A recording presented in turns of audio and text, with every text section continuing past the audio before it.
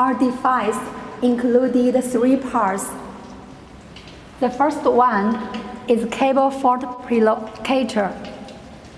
The second one is cable path tracer and cable fault pinpointer. The third one is a high voltage power supply.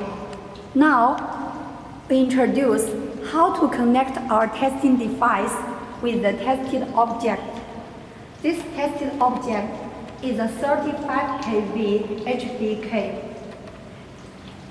First, here, pulse output connect with the fault face of the cable.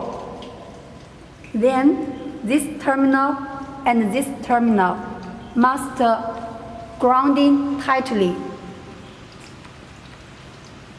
Here, this output should connect with the current sample box.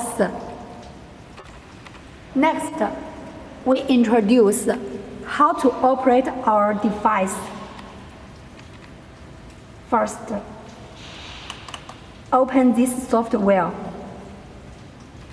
Here, set. There are 3 test methods: TDR, ICM, and MIM. And we need to choose the cable length and the cable type according to the tested object. Then test. Above is a brief introduction about our device. For more detailed information, welcome to contact us. Thank you.